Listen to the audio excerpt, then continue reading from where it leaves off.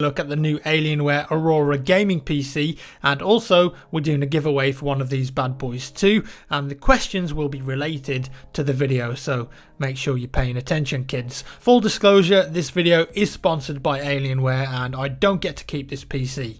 And in this video I've benchmarked a few different games than I usually do for a bit of variety, and a lot of you guys were actually asking me to show you performance on some of these specific games too, and so that's what I did at 1440p as well. Every game that you're going to see in this one is running at 1440, and you can also watch the video in 1440. I think that's the sweet spot right now with the power that we've got in these gaming systems. Right then, what are we looking at here? Well, like I said, this is the Aurora. It's a mid-tower PC with big performance, and there's some very interesting features to the case which I'll show you in just a bit. But first, the specs. In here we've got an i7-6700K overclocked to 4.4 GHz and cooled by a liquid cooling unit, an Intel Skylake Micro ATX motherboard, an NVIDIA GTX 1080 Founders Edition graphics card with 8GB of GDDR5X memory, 2 hard drives. One of them is a 256GB Samsung M2 SSD and the other a 1TB traditional hard drive for all your storage and games or whatever you want to put on there. And finally, of course, the memory, which in here is 16GB of DDR4 RAM. It's a pretty beefy gaming system packed into that case there, and it actually intakes cool air on the front and right panels with an exhaust fan on the top to push the hot air out and away from the system. There's also a handle on the top there too if you want to carry this thing around LAN or just hoik it around, whatever. It weighs around 15 kilograms, so not too heavy. You can actually lift it up with just one arm. Now, the cool thing about this case is the location of the power supply and the swinging mechanism it has. You can pop the side off with no screws needed with a latch and then swing the PSU out and away from the motherboard. This makes good use of that empty space which you normally see in other PC cases, but more importantly, it gives you direct access to the components inside if you want to do upgrades, clean,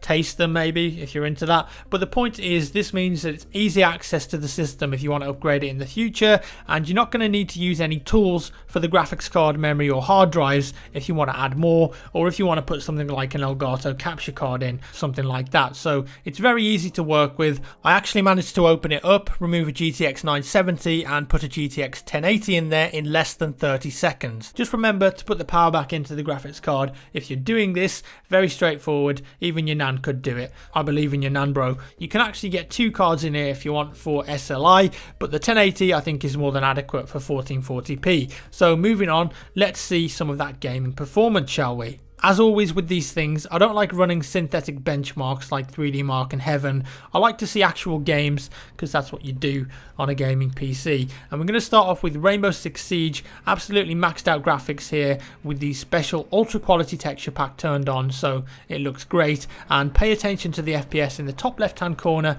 being displayed by Fraps.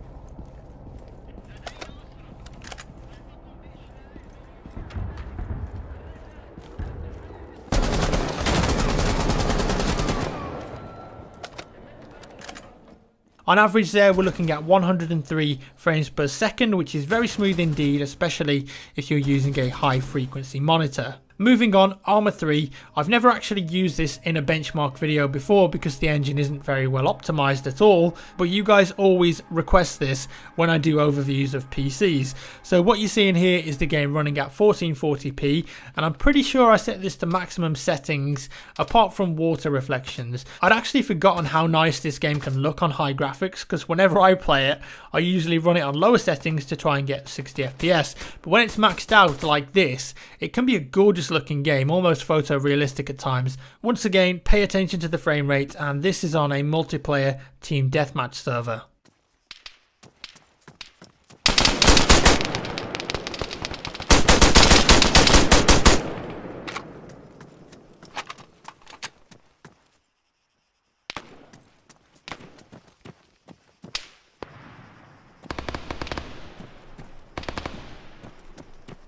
You're looking at around 40 FPS average maxed out on Arma 3 at 1440p there.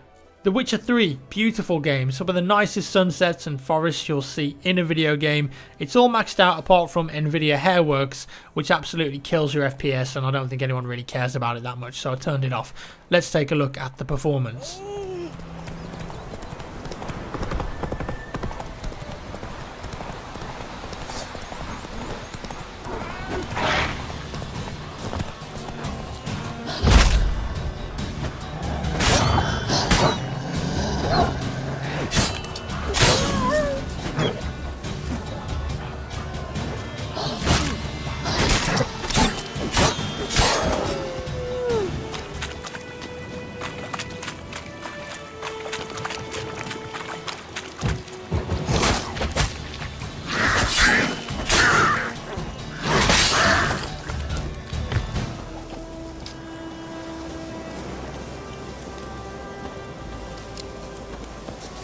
What about DayZ Standalone then? It's a notoriously hard game to run because of the engine, but recently they've updated it with a new renderer, and guess what?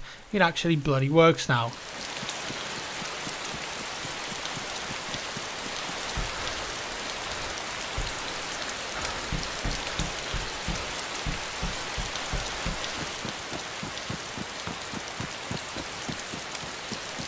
So out in the forest and open areas, we're looking at around 80 to 100 frames per second, and in Cherno and the bigger cities, the FPS was hovering around the 50s to the 60s. So if you get in a gunfight, you can still get good FPS and it's going to look pretty. Metro Last Light, I bet you didn't think you'd see this on the channel, but I think this is still one of the prettiest PC games out there, and it's really good at taxing graphics cards and PC systems because it's got this beautiful dynamic lighting and the texture quality is nuts and looks beautiful in 1440p. So let's see how it runs then.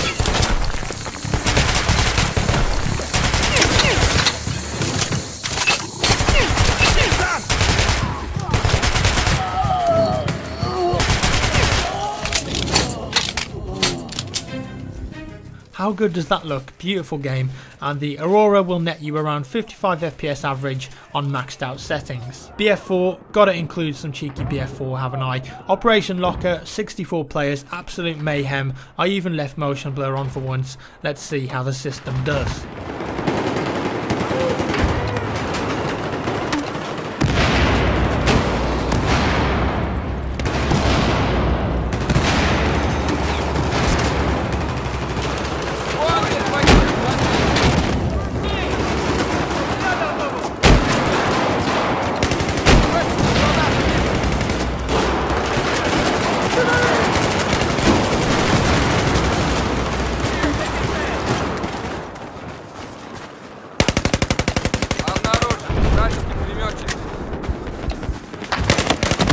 Вражеский солдат!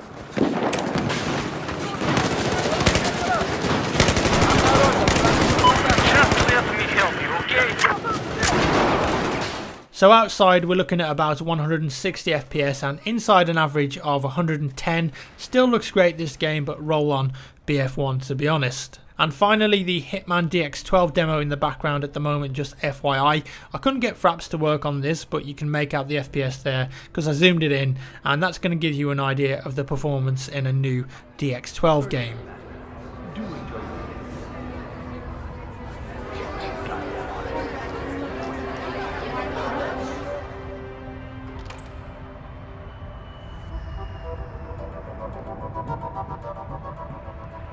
So there we have it. I hope that gives you an idea of the performance you can get on a system like this at 1440p. Obviously that GTX 1080 and the i7 in there, probably one of the best combinations you can get for gaming at the moment, all wrapped up in a nice little package. So then the giveaway, you can actually win one of these new Alienware Aurora systems. We've worked together and come up with a little competition. If you want to enter, the link will be down in the description below. It's a Facebook page Alienware have created with a couple of questions on it relating to this video. I don't want to tell you what the questions are, but if you watch the whole thing and paid attention, it'll be pretty easy peasy for you. So link is in the description below. Answer the questions and good luck. As always, thank you so much for watching, guys. I do appreciate it, and I hope you enjoyed the video. If you did, give me a thumbs up. If you didn't, a thumbs down, and I'll see you in the next one.